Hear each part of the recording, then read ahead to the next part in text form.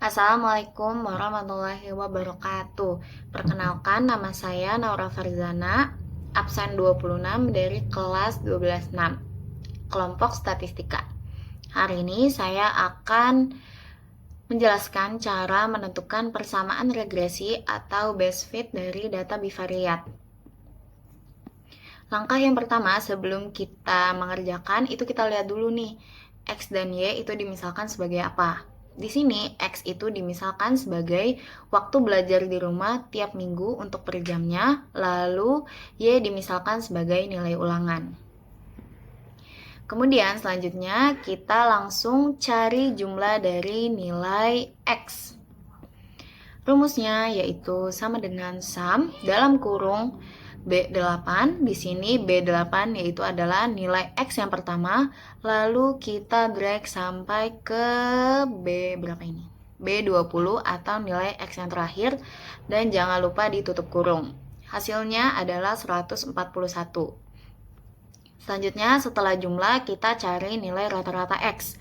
Rumusnya sama dengan average dalam kurung nilai X pertama atau B8, lalu kita drag sampai ke bawah nilai X yang terakhir atau B20, lalu ditutup kurung.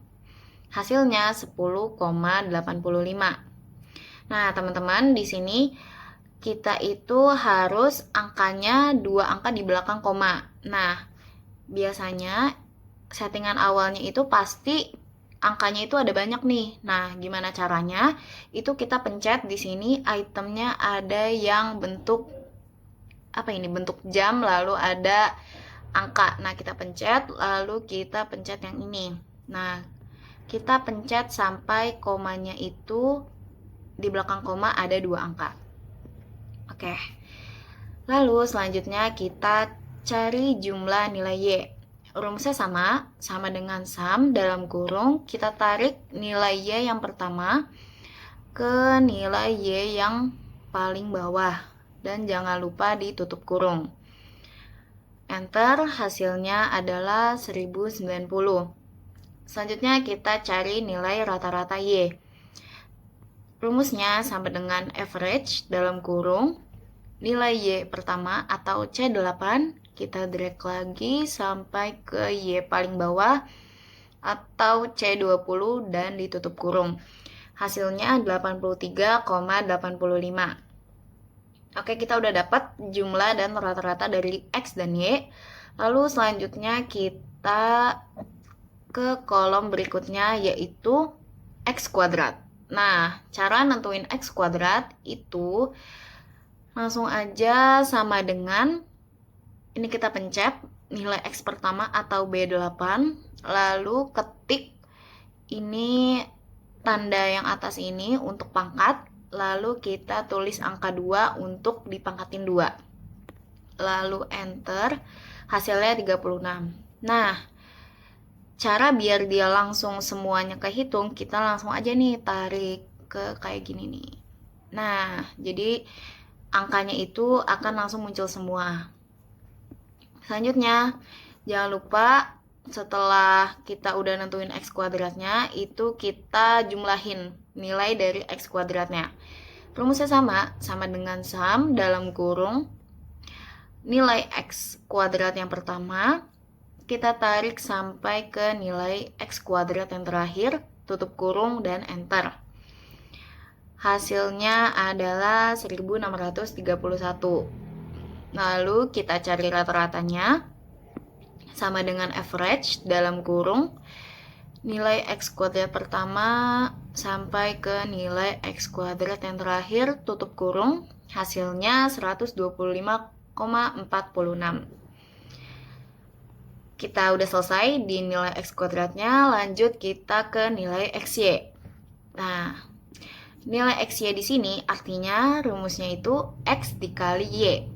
Rumusnya gimana? Sama dengan langsung kita pencet nih. Di sini kelihatan kan ada warna biru, kita pencet nilai X. Sama dengan X atau B8, kemudian tanda bintang, lalu nilai Y atau C8, kemudian kita enter. Hasilnya 420. Lalu jangan lupa kita tarik ke bawah biar hasilnya semua langsung kelihatan. Nah, udah nih. Kita udah tahu nilai XY-nya untuk setiap data.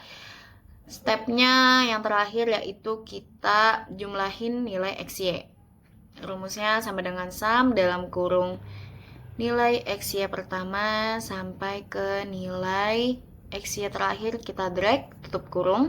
Hasilnya yaitu 12.102.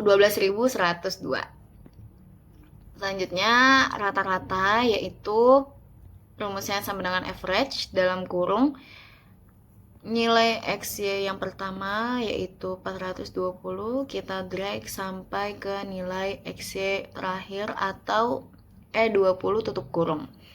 Hasilnya di sini 930,92. Oke, udah selesai nih ya di tabelnya. Sekarang kita move ke yang sebelahnya. Di sini untuk kolom yang pertama atau kolom yang warna biru, di sini kita mau cari rumusnya itu adalah dalam kurung sigma Y dikali sigma X kuadrat dikurang sigma X dikali sigma XY.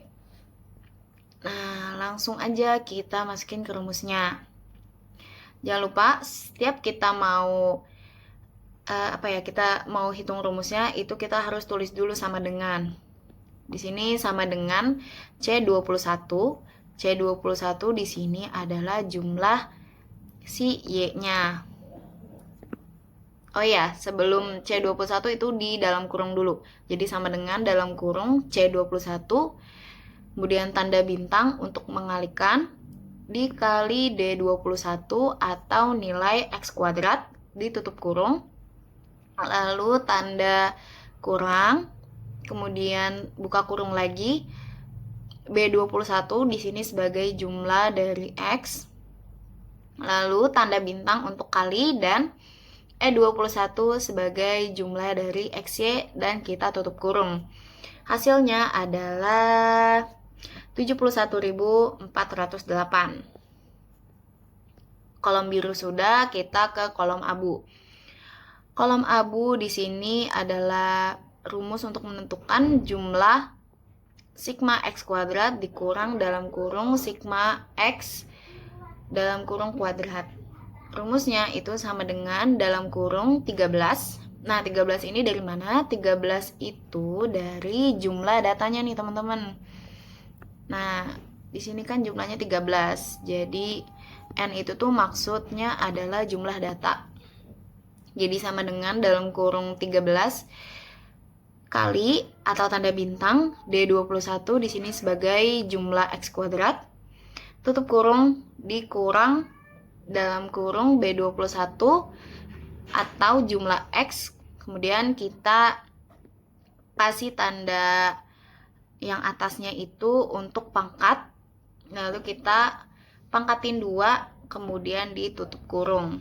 Hasilnya adalah 1322. Selanjutnya kolom hijau muda. Nah, di sini kolom hijau muda itu kita tentuin jumlah dari dalam kurung sigma XY, tutup kurung kurang sigma X dikali sigma Y. Rumusnya sama dengan dalam kurung 13. 13 itu jumlah data yang tadi. Kemudian kita ketik tanda bintang untuk mengalihkan. Lalu E21 sebagai jumlah dari XY. Kemudian tutup kurung. Dikurang dalam kurung B21 sebagai jumlah X dikali atau tanda bintang C21 sebagai jumlah Y tutup kurung. Hasilnya adalah 3636.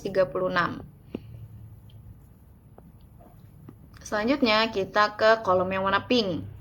Di sini kolom pink kita itu mau cari nilai A. Nah, nilai A itu rumusnya adalah kita membagi kolom biru dibagi dengan kolom yang warna abu. Jadi langsung aja nih teman-teman, kita sama dengan K7 atau kolom warna biru Kemudian untuk tanda bagi itu tanda miring ke kanan. Dibagi dengan K10 atau kolom yang warna abu ini. Di enter hasilnya adalah 54,02. Dan jangan lupa kalau misalnya mau desimalin di belakang koma itu ada 2 angka, kita pencet yang ini ya. Yang udah aku jelasin tadi. Lalu kolom pink udah, kita ke kolom hijau yang lebih tua nih. Kita cari nilai B. Nilai B itu rumusnya adalah kita bagi kolom hijau muda ini dibagi dengan kolom K10 itu kolom abu. Jadi langsung aja sama dengan K13 tanda miring ke kanan lalu K10. Hasilnya adalah 2,75. Dan kolom yang terakhir, kolom orange, itu di sini rumusnya adalah Y topi sama dengan A plus BX. Nah, caranya gimana? Itu langsung aja kita cari nih. Kan sama dengan A. Di sini kan kita udah tahu nih nilai A-nya. Jadi langsung aja kita ketik 54,02. Di sini aku ketik ulang deh. 54,02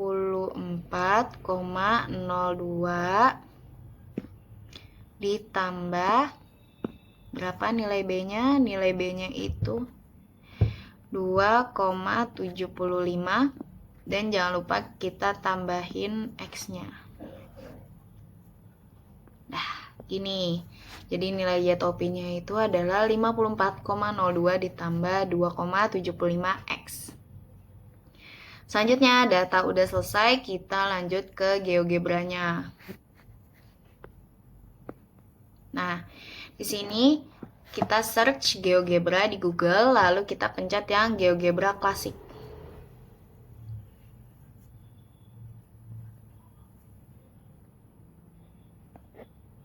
Nah, teman-teman, sebelum kita masukkan datanya, kita ubah dulu nih settingan GeoGebra-nya.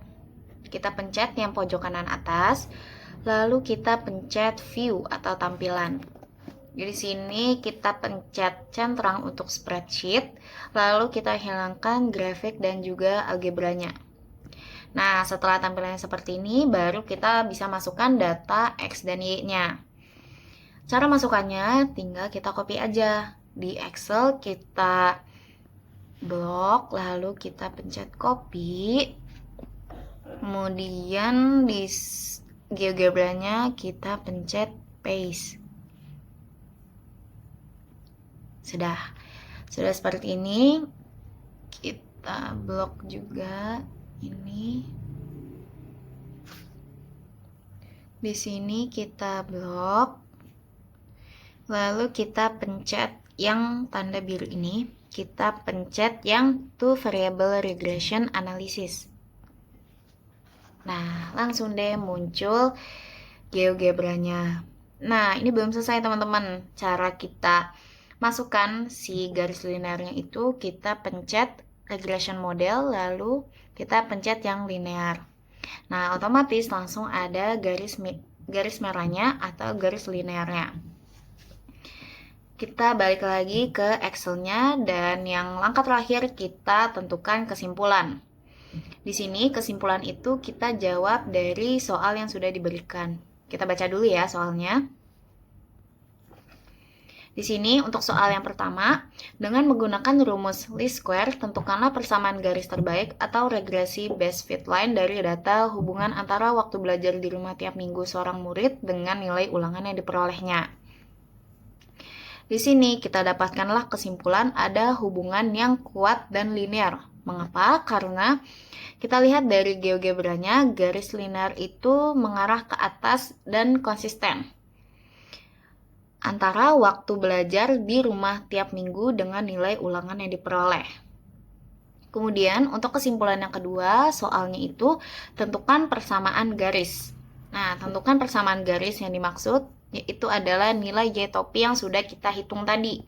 Jadi langsung aja nih teman-teman kita masukin nilai Y topinya yaitu sama dengan 54,02 ditambah 2,75x. Dan kesimpulan yang terakhir soalnya adalah jika seorang murid menambah waktu belajarnya menjadi 15 jam per minggu, prediksikanlah berapa nilai ulangan yang akan diperoleh murid tersebut. Nah, kesimpulannya gimana? Jadi kita tulis, jika seorang murid menambah waktu belajarnya menjadi 15 jam per minggu, maka nilai ulangannya Y-barnya sama dengan 54,02 ditambah 2,75. Nah, X-nya itu kita masukkan angka 15. Kenapa angka 15? Karena keterangannya di sini belajarnya itu menjadi 15 jam per minggu. Artinya 2,75 itu dikali dengan 15. Maka perhitungannya itu adalah 54,02 ditambah 41,25 dan hasilnya adalah 95,27. Sekian penjelasan dari saya, kurang lebihnya mohon maaf. Wassalamualaikum warahmatullahi wabarakatuh.